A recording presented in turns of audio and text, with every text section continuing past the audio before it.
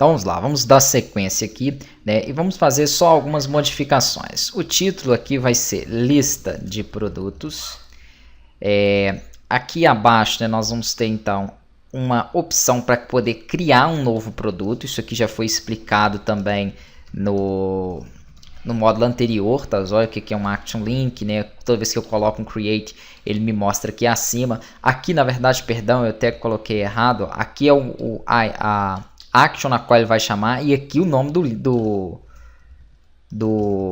link. Então vai aparecer agora criar produto e vai me mandar para uma Action Create, que inclusive se você utilizou o mesmo modelo que eu utilizei para gerar a view, né, ele vai então criar, aliás, para gerar o controller, ele já vai ter aqui dentro um método create, ó.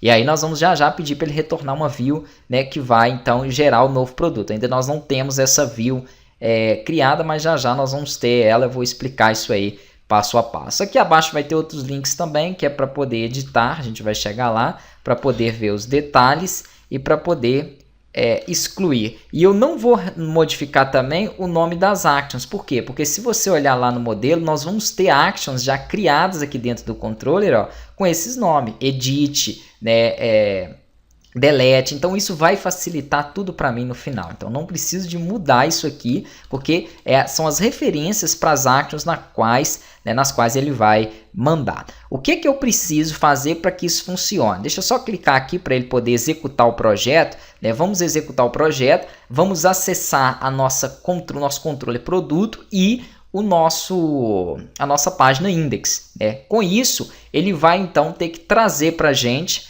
essas informações listadas. Só que tem um pequeno problema, nós não configuramos ainda dentro do nosso arquivo config a referência para o banco de dados. Qual banco de dados ele vai utilizar? Vai ser um banco de dados SQL, né? Vai ser um banco de dados do Entity, que é o nosso primeiro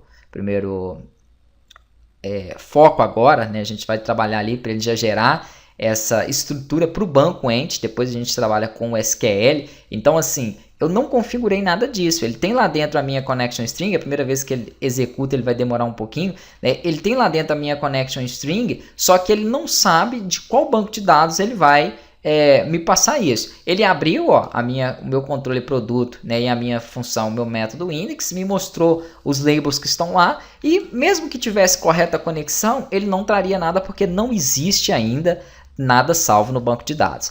Antes de começar a criar produto, para ele mandar para a página create, para depois a gente verificar ele dando o método list e listando ele aqui, eu preciso fazer o seguinte. Até aqui a última compra, essas coisas, você pode vir aqui nas propriedades, tá joia? E também modificar, né? Tudo que eu vou ficar editando para a gente não perder muito tempo. Mas aqui, ó, em última compra, ele pega justamente o nome do campo no banco de dados. Se você não quiser que dentro ali daquela informação ele puxe aquele nome, você pode alterar aqui, ó, em vez de mandar ele pegar o display model e buscar o nome lá, você coloca aqui, ó, última compra. E aí ele vai então estar te mostrando essa informação. Lembrando que se você mexer no arquivo HTML ou CSS, né, ou XML, não tem a necessidade de você compilar de novo. É só você vir aqui e atualizar para que ele volte a mostrar a página aqui. E ele foi um erro aqui. Ah, tá. Eu vacilei ao passar o parâmetro aqui, ó, do name for, né? Então ele deu erro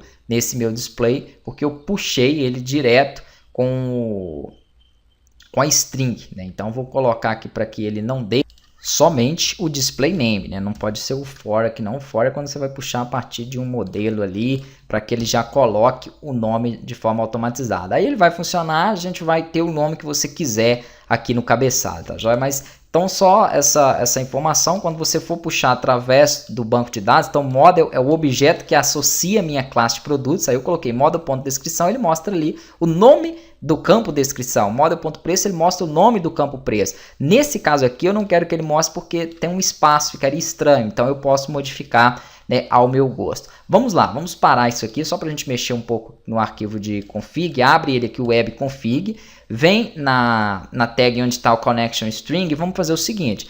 Eu tenho já uma conexão. Lembra que eu falei que o nome da minha conexão, quando eu trabalho com Entity, é o nome da classe contexto que eu tenho ali, que herda, né, daquele DB que nós fizemos aqui, do DB context. Beleza. Então ele fica esperando aqui dentro desse arquivo de conexão o nome da classe que herda desse DB context. Então, vou colocar aqui, ó, loja contexto, que foi o nome que eu dei aí para ela. Perfeito, então ele já sabe, né, qual o nome aí do meu banco de dados. Qual a connection string, ou seja, qual o local onde está esse banco de dados. Como ele é um banco entity, não é um banco SQL, eu coloco aqui só um ponto, que aí ele pega essa connection string do local host. Isso aqui vai funcionar em qualquer máquina, tá joia? É um macete aí para que ele funcione, então, de forma local. Initial catalog, o que é isso? O nome do meu banco de dados. O nome do meu banco de dados pode ser qualquer coisa aí. Eu vou colocar aqui o nome de loja. E eu quero que ele integre a segurança dentro desse banco de dados. Não vai fazer muita diferença para esse tipo de banco entity, né? Mas depois, quando eu for utilizar SQL ou outro banco de dados, vai ter uma grande diferença ali. Então, nós já temos o nosso provider aqui, né, com a nossa connection configurada.